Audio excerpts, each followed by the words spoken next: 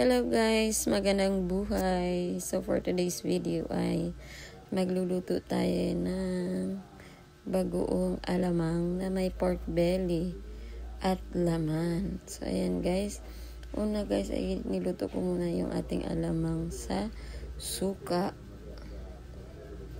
Ayan, pinakuluan ko siya mga 10 to 15 minutes. Tapos i-drain ko siya. At saka ko ngayon iluto yung pork belly na may laman. So lutuin ko lang siya ng walang mantika. Pero nilagyan ko na siya ng suka at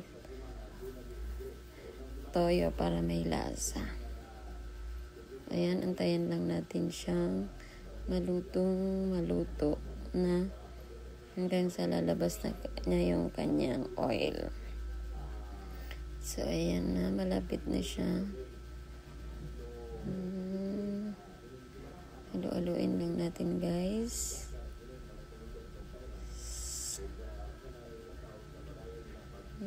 Ayan guys, so may mga oil na siya.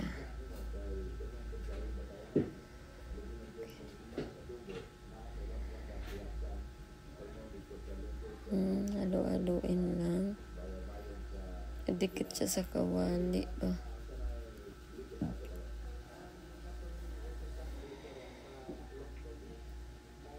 So, ito na siya. Ayan na. Pwede na yan siyang iset aside natin. Tapos, yung mantika niyan, guys, yan yung gagamitin natin panggisa sa ating alamang. So, ayan. Set aside na natin. Ayan naman. Ay, magigisa na tayo. So, ayan. Meron tayong bawang. Sibuyas and red bell pepper para mabango siya. Halu-haluin lang hanggang sa mag-brown.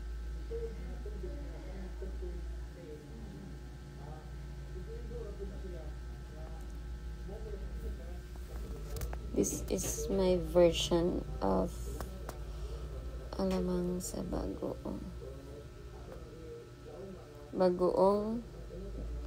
alamang na may pork belly and meat.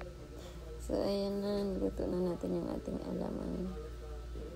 Gisa-gisa lang, halu-haluin. Ganyan talaga ang kulay ng mga alamang dito, kulay pink. Kahit saan ako maghanap sa public market. 1 kilo yan guys.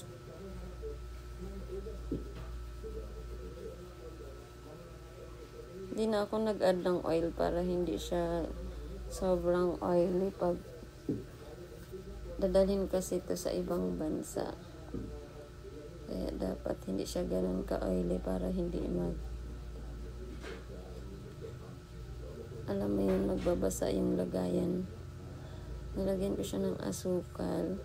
Sa 1 kilo, mga kulang-kulang 1/4 na asukal. Nilagay ko para mag-balance yung lasa niya, yung alat. Hindi ganun siya kaalat. Ayan, halu-haluin lang. Nilagay ko na yung naluto ng pork. Ayan.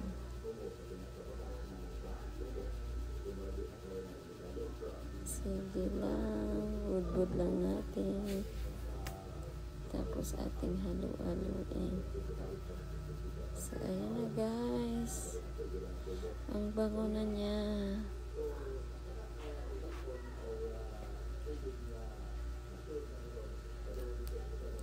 Halu-haluin lang.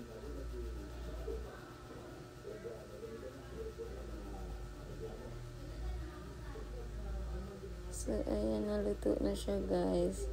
Ready to pack na yan. Thank you for watching and God bless everyone. Have a nice day.